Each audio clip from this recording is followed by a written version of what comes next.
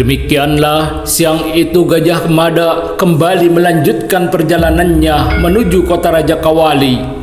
Tidak seperti sebelumnya, kali ini Gajah Mada terlihat berlari seperti terbang, meluncur dan kadang melenting jauh dari sebuah batu besar ke batu besar lainnya.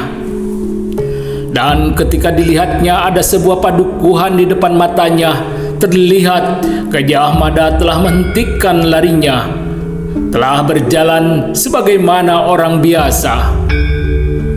Saat itu hari jauh dari senja. Gajah Mada tidak ada keinginan bermalam di padukuhan itu. "Aku akan bermalam di atas bukit itu," berkata Gajah Mada ketika telah meninggalkan sebuah padukuhan.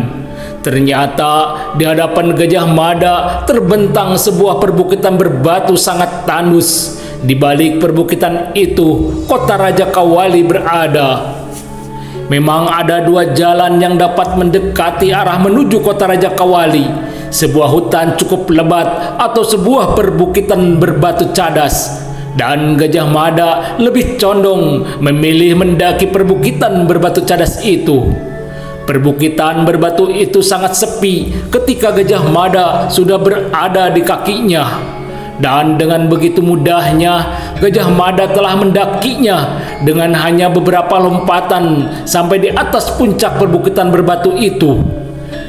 Dan hari sudah terlihat menjelang awas senja ketika Gajah Mada sudah berada di atas puncak perbukitan berbatu cadas itu.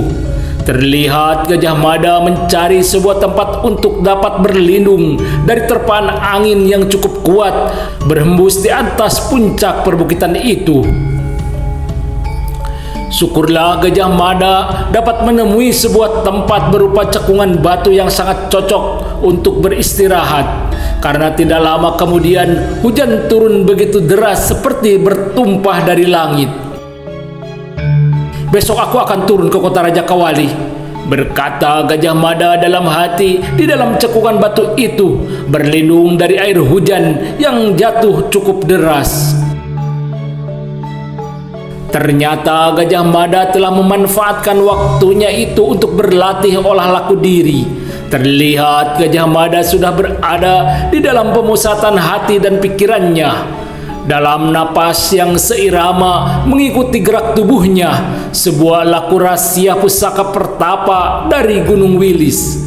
Terlihat Gajah Mada sudah berada dalam puncak kenikmatan olah laku dirinya, tidak menyadari bahwa hari sudah semakin gelap. Sementara hujan di atas puncak perbukitan berbatu itu sudah reda, langit di atasnya sudah ditemani kerlap-kerlip bintang malam. Kakang Putri Sang mengatakan bahwa dengan kekuatan tenaga cadangan yang ada di dalam diri dapat mengungkapkan hawa panas dan hawa dingin keluar dari dalam diri, berkata Gajah Mada dalam hati, mengingat kembali perkataan Putri Sang ketika mengajarkan dasar-dasar rahasia olah laku diri. "Seraplah hawa dingin di sekitar dirimu, maka tenaga sakti dalam dirimu akan keluar sebagai hawa panas tandingan. Begitupun sebaliknya, bila yang kamu inginkan adalah sebuah hawa dingin dari tenaga saktimu." Terlintas dalam pikiran Gajah Mada perkataan Putri Sang. "Perasaan ternyata mudah ditipu," berkata dalam hati Gajah Mada sambil tersenyum, telah dapat memahami dan membuka kunci-kunci rahasia ajaran Putri Sang kepadanya. Terlihat Gajah Mada sudah keluar dari batu cekungan, duduk bersila di tempat terbuka di malam yang begitu dingin di atas puncak perbukitan itu. Dan dengan waktu yang begitu singkat, Gajah Mada seperti terlepas dari rasa dingin itu. Tenaga sakti di dalam dirinya telah melindunginya dengan hawa panas. Gajah Mada terus memusatkan pikirannya, menyerap hawa dingin di luar dirinya kepada kesadaran dan perasaannya. Maka semakin kuat daya saraf pikirannya terhadap hawa dingin di luar dirinya, semakin besar pula hawa panas keluar melindungi dirinya. Terlihat asap tipis mengepul dari seluruh lubang di kulit tubuh Gajah Mada, dan di keremangan malam Gajah Mada dapat melihat rumput-rumput yang tumbuh di sela-sela batu cadas sudah terbakar hangus. Hawa panas dan hawa dingin dapat dikendalikan lewat kekuatan pemusatan akal pikiran kita sendiri, berkata Gajah Mada dalam hati yang telah membuktikan dan membuka rahasia kepelikan hawa sakti di dalam dirinya. Aku akan terus melatihnya hingga dapat mengendalikan kekuatan yang ada dalam diriku ini, berkata Gajah Mada sambil berdiri melangkah kembali ke arah cekungan batu. Demikianlah malam di atas puncak perbukitan itu sudah semakin larut, dipayungi lekungan langit penuh gemerlap jutaan bintang malam bertaburan seperti kepingan berlian menghiasi langit biru di malam itu. Dan Gajah Mada tidak langsung beristirahat tidur, tapi telah melakukan olah laku diri sejenak hingga dirasakan seluruh tubuhnya, merasakan kesegaran dan kebugaran kembali. Setelah merasa latihan olah dirinya sudah cukup lama, barulah terlihat anak muda itu berbaring meluruskan tubuhnya di dalam cekungan batu itu. Sebagaimana seorang pengembara, Gajah Mada tidak beristirahat sepenuhnya. Kewaspadaannya selalu terjaga lewat pendengarannya yang dirasakan semakin hari semakin tajam. Tidak satu suara pun yang luput dari pendengarannya, meski suara gesekan seekor ular sekalipun di atas sebuah batu licin yang tengah mendekati sebuah sarang tikus di sela-sela batu.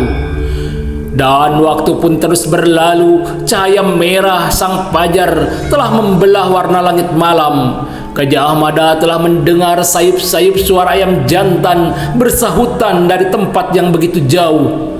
Akhirnya Gajah Mada sudah mendengar suara ayam jantan begitu dekat di bawah kaki perbukitan. Bersama warna merah sang fajar terlihat sudah menghiasi langit pagi. Sementara itu langit pagi yang sama di padepokan Prabu Guru Dharma Siksa sudah terlihat banyak kesibukan di awal pagi itu. Beberapa cantrik terlihat telah keluar membawa cangkul. Nampaknya mereka akan berangkat ke sawah untuk membajak sawah di awal musim tanam ini. Tunjukkan kepadaku kemampuan kalian sampai saat ini, berkata Prabu Guru Dharma Siksa kepada Pangeran Citraganda dan Dyah Rara Wulan di dalam sanggar tertutup di padepokannya. Mendengar permintaan dari kakeknya itu, mereka berdua secara berpasangan berlatih tanding. Maka tidak lama terhalang keduanya sudah terlibat dalam sebuah latihan yang sangat seru, seperti sebuah pertempuran sungguhan. Nampaknya mereka berdua ingin menunjukkan puncak kemampuan mereka dalam olah kanuragan. Sementara di pagi itu Putu Risang dan Pangeran Jayanegara sudah minta izin kepada Prabu Guru Dharma Siksa untuk keluar padepokan mencari tempat yang sunyi dan terbuka di pinggir hutan sekitar lereng Gunung Galunggung. Tidak sebagaimana Gajah Mada yang mencoba berlatih sendiri kemampuan hawa saktinya, sementara Pangeran Jayanegara mendapat pengarahan langsung dari gurunya. Arahkan kekuatan tenaga cadanganmu ke gundukan semak-semak di depanmu, berkata Putu Risang kepada Pangeran Jayanegara yang ingin melihat kemampuan Pangeran Jayanegara melontarkan tenaga cadangannya. Mendengar permintaan Putu Risang, terlihat Pangeran Jayanegara langsung berdiri sekitar 2 langkah dari gundukan semak-semak di depannya. Terdengar angin pukulan dari tangan Pangeran Jayanegara telah membuat daun-daun dari semak belukar, langsung seperti diterpa angin besar rontok beterbangan. Bagus, berkata Putu Risang penuh kegembiraan melihat Pangeran Jayanegara sudah dapat melontarkan tenaga cadangan yang ada di dalam dirinya. Maesa Muksa pasti mempunyai kekuatan yang lebih dahsyat lagi, berkata Putu Risang mengingat Gajah Mada yang diketahui telah dititipkan tenaga sakti oleh ayah kandungnya sendiri, sang pertapa dari Gunung Wilis. Dengan berlatih olah laku setiap hari, tenaga cadanganmu akan terus bertambah dan meningkat. Kamu juga dapat mengembangkan tenaga sakti di dalam dirimu menjadi hawa panas atau hawa dingin. Seraplah hawa dingin di sekitar tubuhmu, maka tenaga saktimu akan keluar sebagai hawa panas. Semua tergantung bagaimana kamu dapat mengendalikan akal dan pikiranmu, mengendalikan perasaanmu sendiri.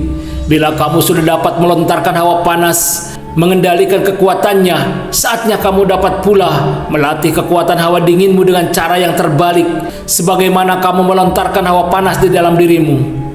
Berkata Putu Risang, memberikan dasar-dasar pengendalian tenaga sakti di dalam tubuh Pangeran Jayanegara.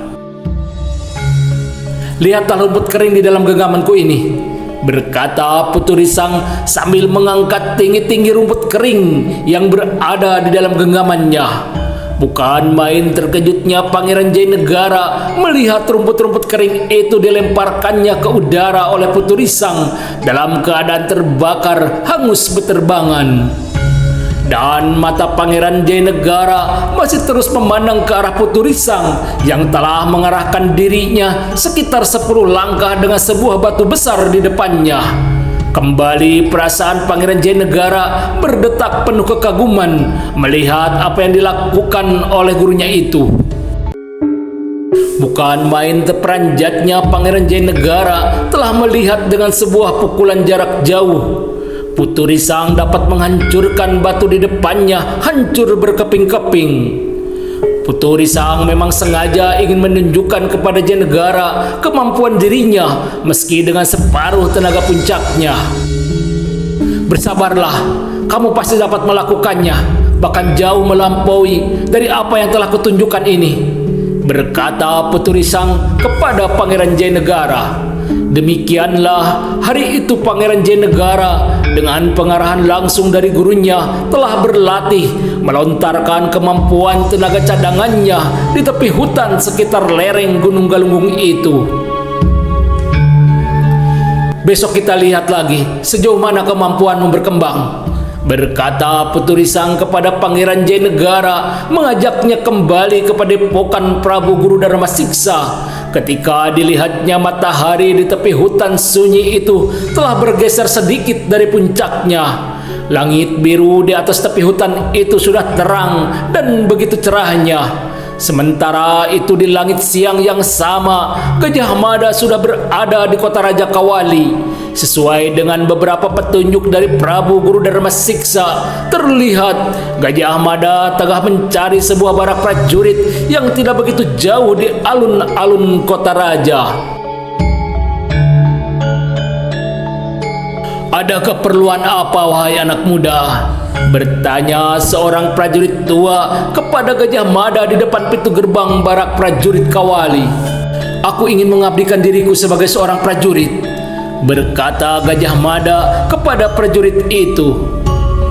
Temuilah Ki Lurah Pamuji di dalam. Kami memang perlu banyak anak muda sepertimu, berkata prajurit tua itu, meminta Gajah Mada terus masuk ke dalam menemui atasannya itu. Tidak susah memang untuk menemui Ki Lurah Pamuji. Di sebuah ruangan khusus Gajah Mada telah menghadapnya langsung. Bergabunglah bersama kawan-kawanmu. Besok kami akan membuat sebuah ujian khusus untuk kalian. Aku berharap kamu dapat lulus dalam ujian itu, berkata Ki Lurah Pamuji kepada Gajah Mada setelah bertanya beberapa hal tentang jati diri Gajah Mada. Seandainya semua calon prajurit Kawali punya tubuh seperti anak muda itu, berkata Ki Lurah Pamuji dalam hati ketika melihat Gajah Mada yang telah keluar dari pintu diantar oleh seorang prajurit ke sebuah barak khusus. Ternyata di barak khusus itu Gajah Mada telah melihat beberapa orang anak muda. Genap 30 anak muda di barak ini termasuk dirimu. Persiapkan dirimu untuk ujian besok, berkata prajurit itu kepada Gajah Mada. Terima kasih. Ketika prajurit yang mengantarnya sudah pergi meninggalkan di barak itu, terlihat Gajah Mada menghampiri salah satu balai bambu kosong dan meletakkan bungkusan barang bawaannya.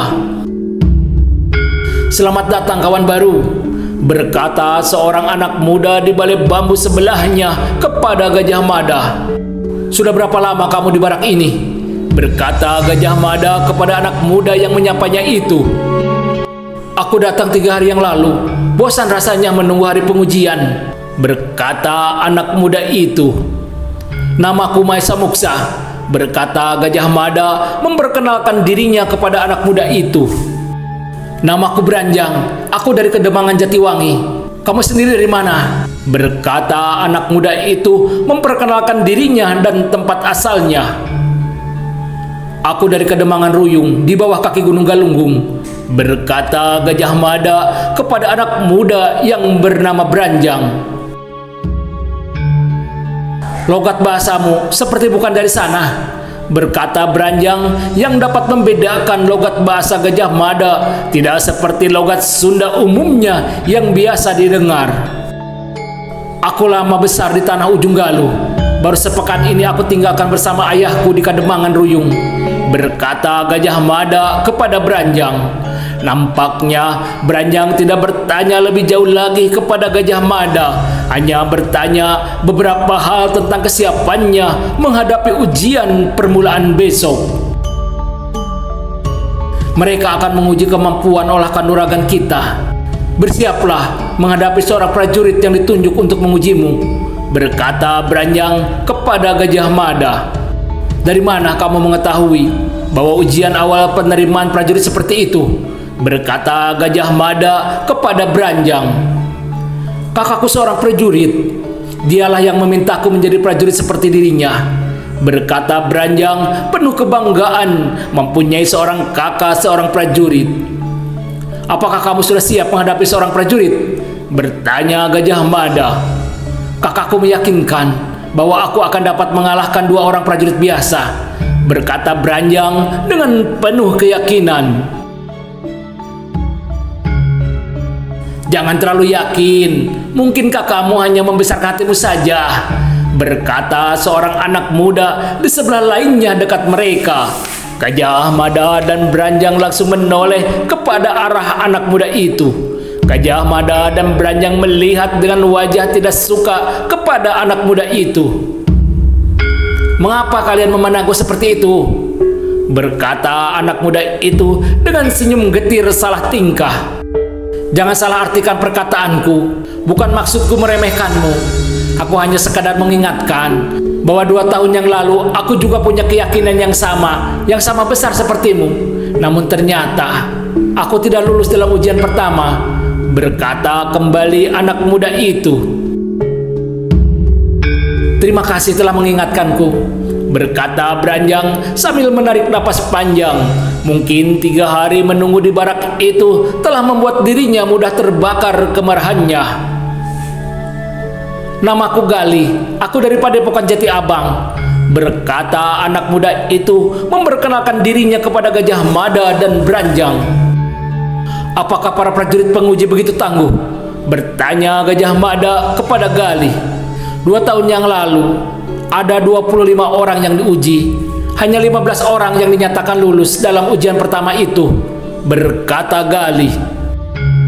"Bagaimana cara mereka menilai?" bertanya kembali Gajah Mada. "Kita harus dapat mengalahkan mereka atau dapat bertahan hingga 30 jurus," berkata Gali yang punya pengalaman pernah gugur dalam ujian pertama 2 tahun itu.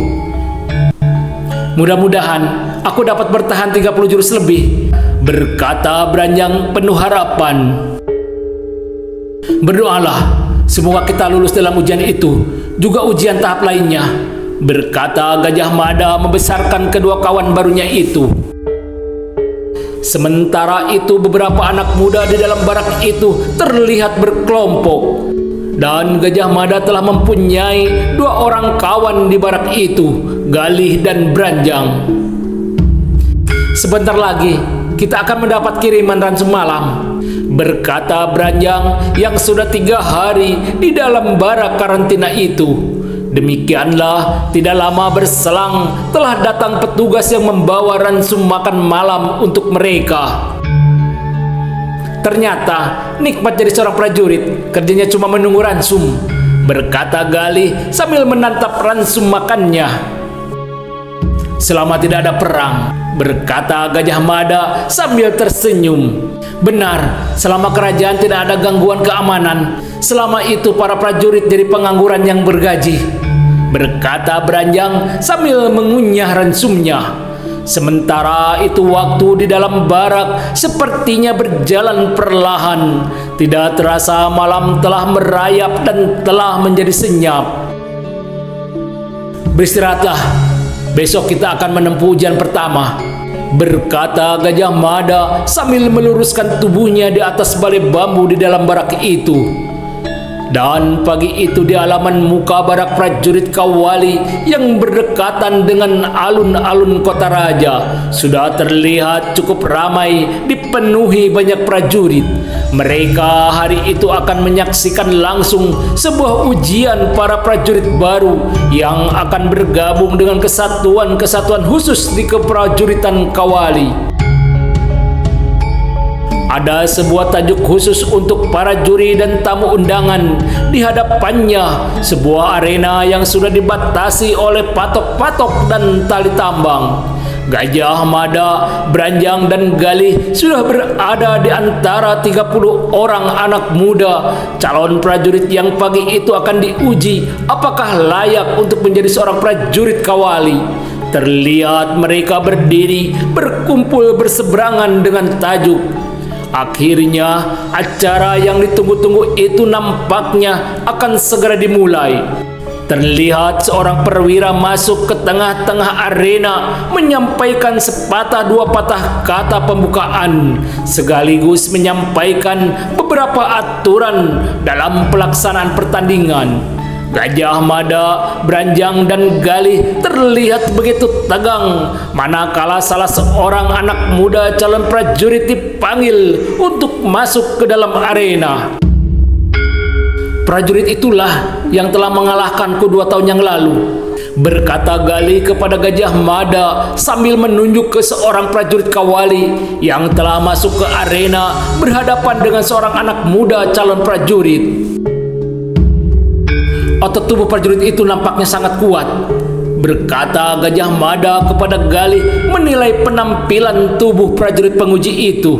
Benar, orang itu tahan pukul, berkata Galih mengingatkan kembali ketika pernah berhadapan dengan prajurit itu.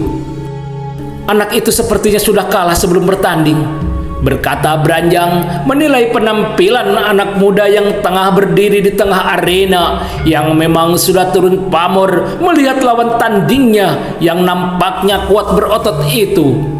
Terlihat seorang penengah memberikan beberapa aturan mengingatkan kembali kepada kedua orang yang akan bertanding itu. Ingat, jangan memukul kepala, jangan memukul bagian di bawah pusar. Apakah kalian sudah siap? Berkata penengah itu kepada keduanya. Ketika keduanya terlihat menganggukkan kepalanya sebagai tanda kesiapan mereka, maka penengah itu telah memberikan sebuah aba-aba sebagai tanda dimulainya pertandingan itu. Nampak prajurit berotot itu menyeringai menatap anak muda itu seperti ingin menelannya bulat-bulat. Kuberi kesempatan dirimu untuk menyerang lebih dulu, berkata prajurit itu dengan suara menantang kepada anak muda lawan tandingnya. Mendengar suara tantangan itu telah membuat hati anak muda itu menjadi semakin ciut. Wajahnya terlihat sudah menjadi pucat pasi. Terlalu lama, berkata prajurit itu tidak sabaran melihat anak muda itu tidak juga datang menyerangnya. Akhirnya prajurit itu menjadi semakin tidak sabar menanti serangan awal anak muda itu yang hanya bersiaga berdiri dengan sebuah kuda-kuda. Terimalah seranganku, berkata prajurit itu yang sudah tidak sabaran lagi langsung membuat sebuah serangan pertama. Tergagap anak muda itu melihat sebuah tendangan meluncur ke arahnya dan dengan tergesa-gesa berusaha bergeser. Ternyata serangan pertama itu adalah sebuah tendangan tipuan dan sudah diperhitungkan masak-masak oleh prajurit itu. Terlihat prajurit itu sudah memutar kaki yang lain langsung mengarah ke arah kaki anak muda yang telah bergeser dari tempatnya berdiri. Kasihan anak muda itu, gerakan badannya sudah dapat dibaca dan seperti mati gerak, tidak dapat menghindari hantaman kaki yang berputar prajurit itu. Anak muda itu telah terbanting jatuh ke tanah. Gemuruh para prajurit menertawakan anak muda yang dalam jurus pertama sudah dapat dijatuhkan.